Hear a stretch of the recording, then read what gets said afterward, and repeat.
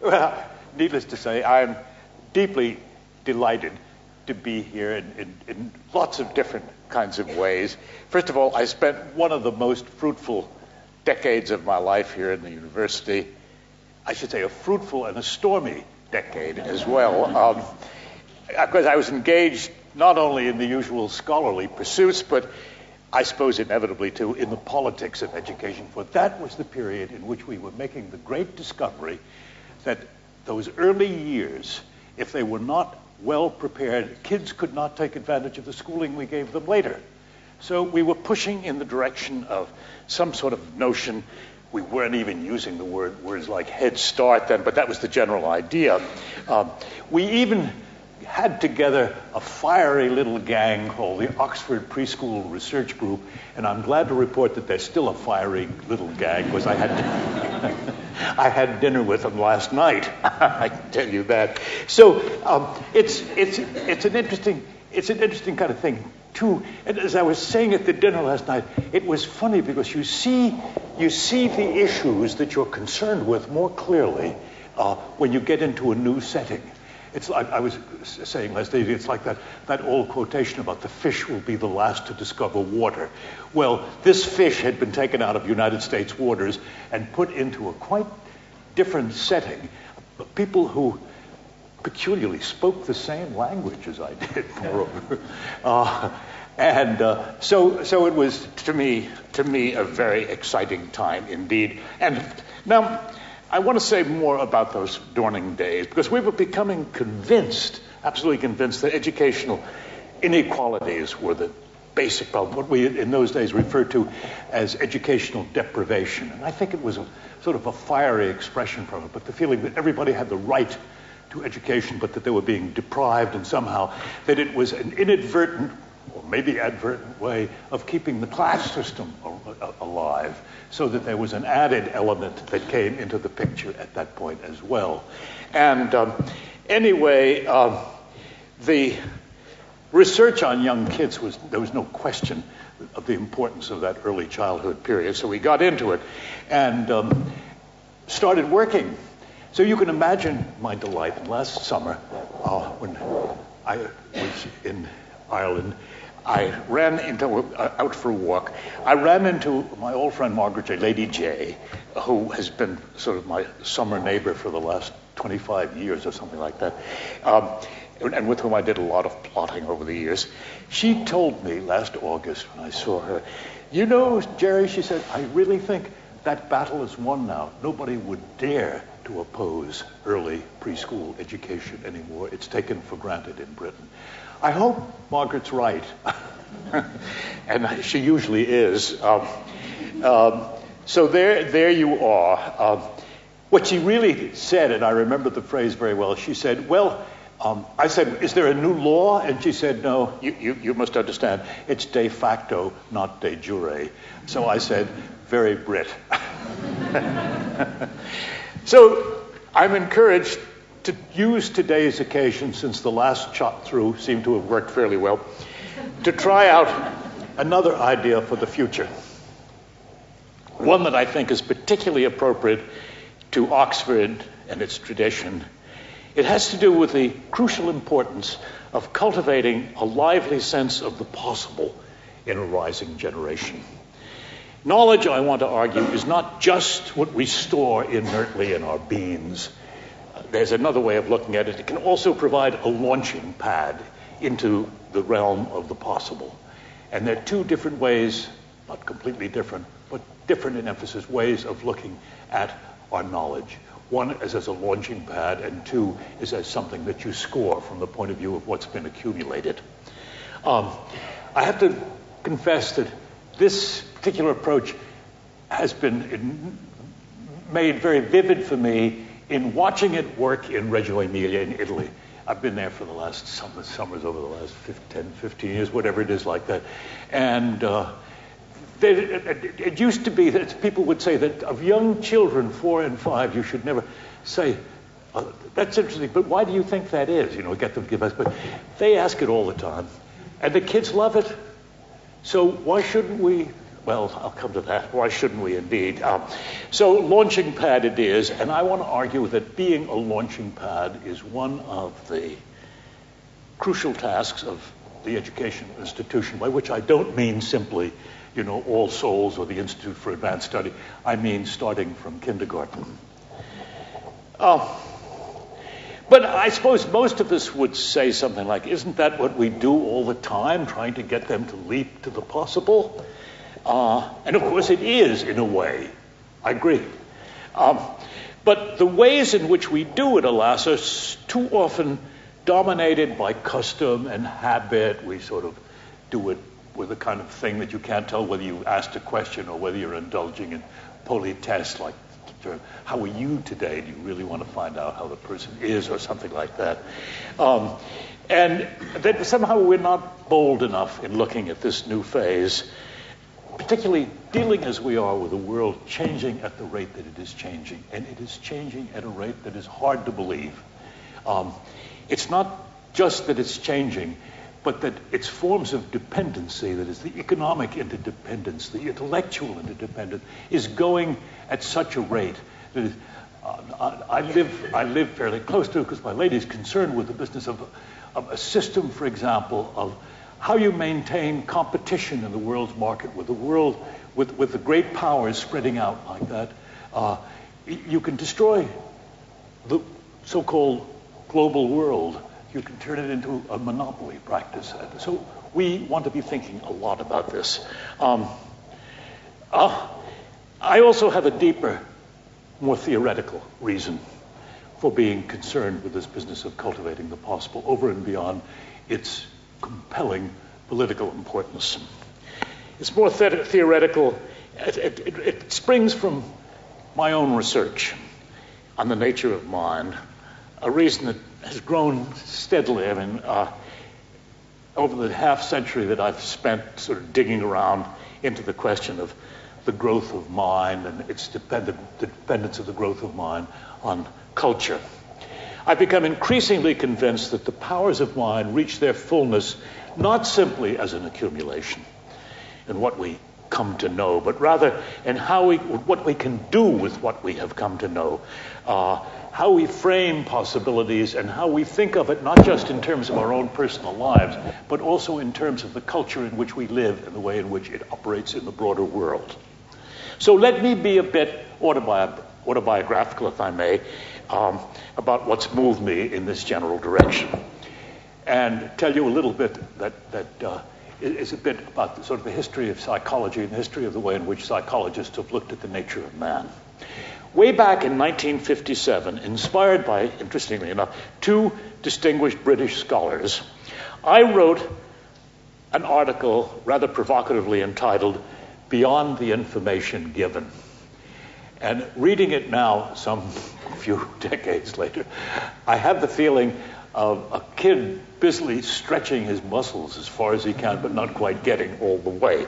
The two scholars who were impressing me at that particular one, not very surprisingly. One of them was Sir Frederick Bartlett, who was then at Cambridge, and the other one was Charles Spearman. And though the two of them lived very separate lives, and I now know, after the fact, that we're not very fond of each other, they led a quite interesting conversation inside my head because they were talking very differently. And it was part of that difference that made me aware.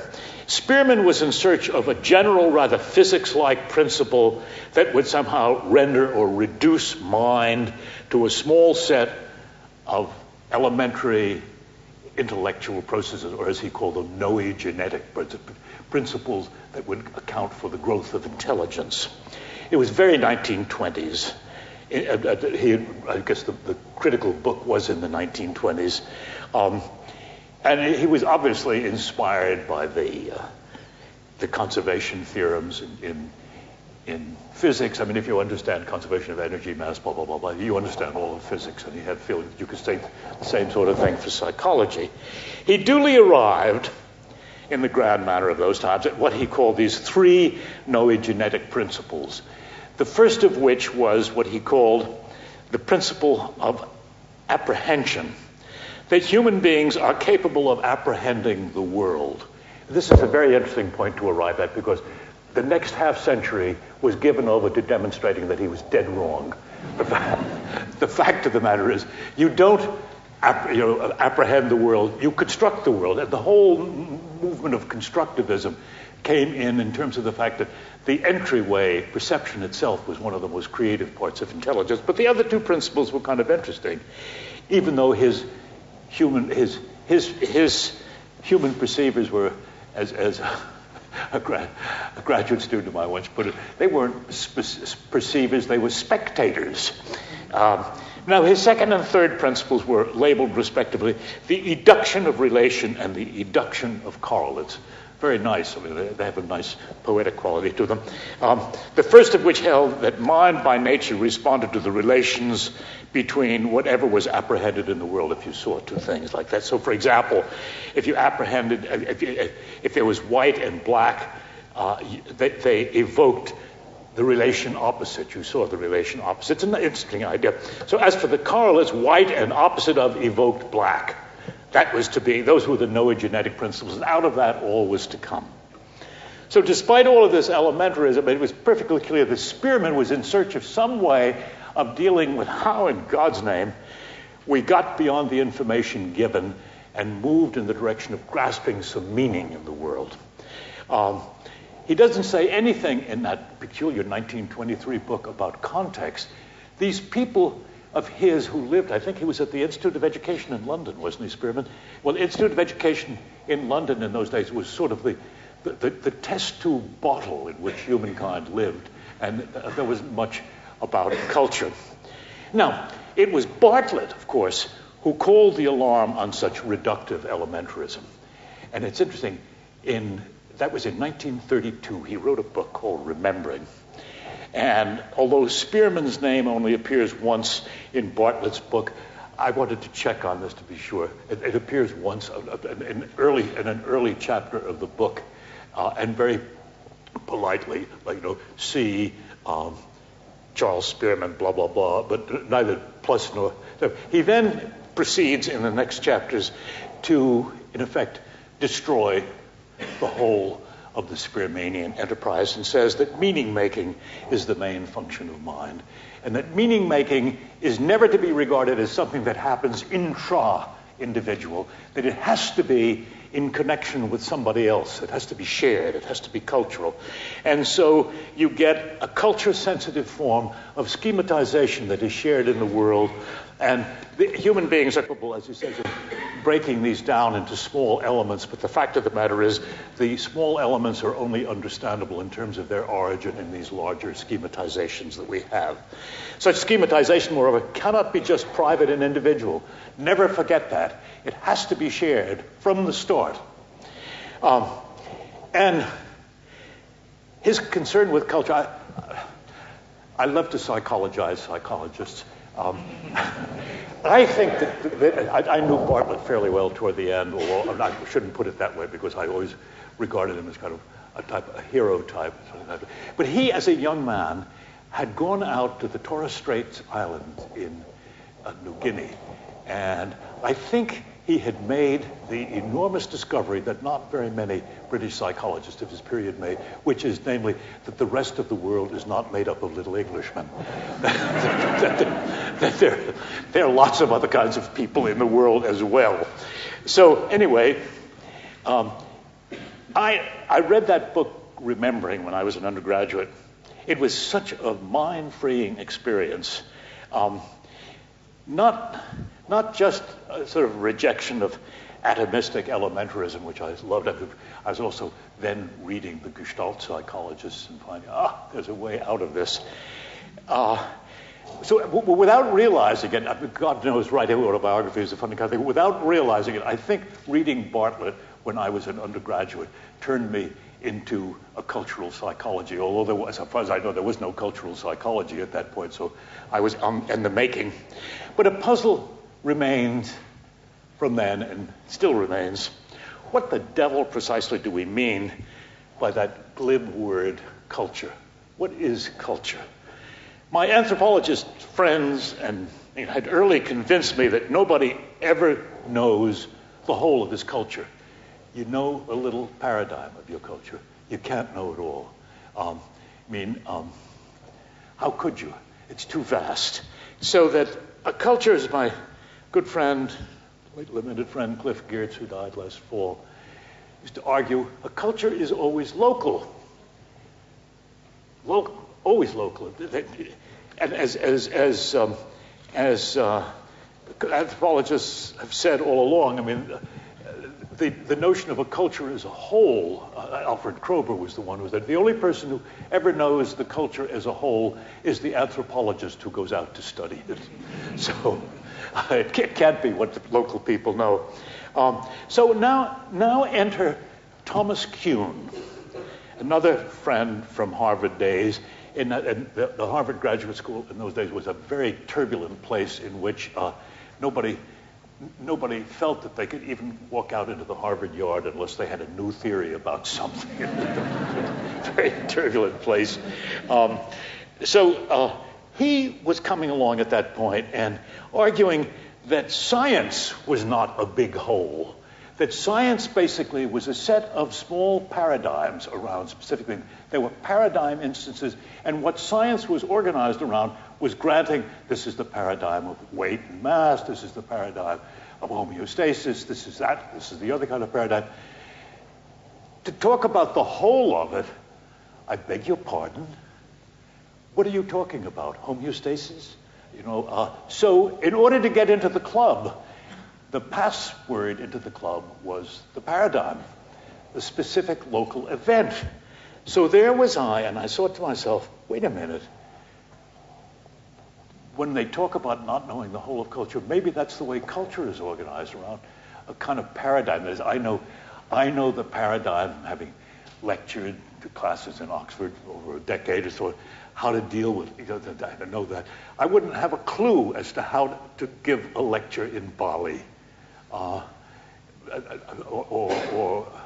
for that matter, I'm not even sure I know how to give one in Western Ohio. But a typical kind of thing. I mean, the great joke about New Yorkers, San Franciscans, and Bostonians in Philadelphia, they all have a lot in common, but they're all slightly lost when they get out into the Midwest. So could it be then that when we speak about a culture, we're referring to human beings joined together by this loosely connected, rather implicit, shared set of paradigms?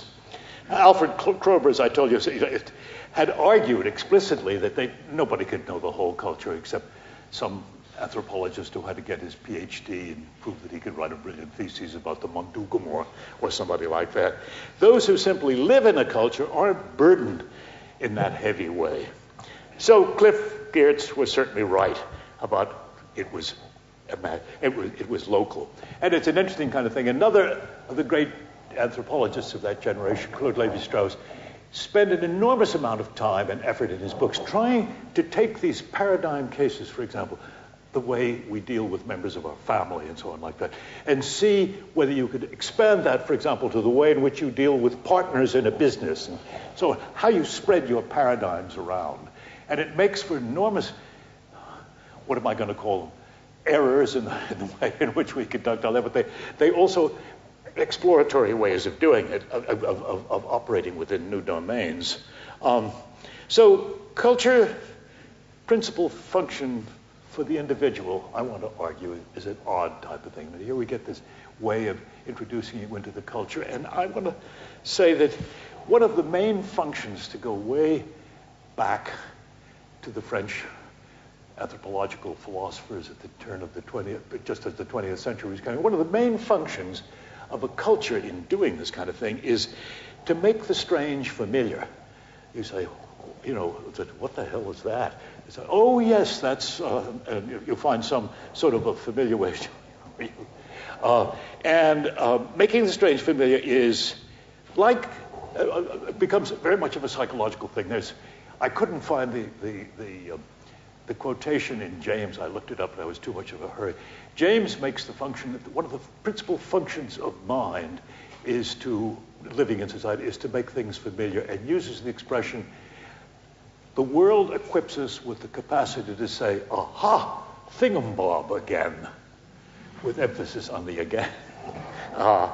But what's so interesting is that here we have this culture that comes along, gives us a sense of where things fit. Aha, thingamabob again, and it goes here. But also, there's one other kind of thing, too. It makes the strange familiar, but it also has ways of making the conventionally familiar strange again. It does both of these things. No known culture, for example, is without a means for doing both of these things. I mean, we have myths and so on like that. It is my childhood. I'm of that generation where my parents laid great stress on common sense and rationality. So if I would try any outsized explanation of things, they would say, "Oh, come on, a little common sense, Sonny." So I don't know. It does that. Yet there is this interesting kind of way in which we push in the direction of somehow saying, "Wait a minute, don't take that for granted. That's interesting, but." I mean, and it's the way in which, for example, the word, I mean, no intellectual or friendly conversation in Italian can proceed for more than 30 seconds without the word ma coming in, but, but. C'est la même chose en français, mais. And we need it all the time. Now, it's very interesting. We do both. Interestingly enough, all the languages that I have looked at from the point of view of their grammatical structure have grammatical case markings for indicating the might or might not be. You can do it by case markings, which means that they're pretty deeply set in the language in an interesting kind of way. Now, it's principally through the use of both, making the strange familiar and the familiar strange, that we, and our culture, I might say, cultivates just such a sense of the possible that I'm talking about.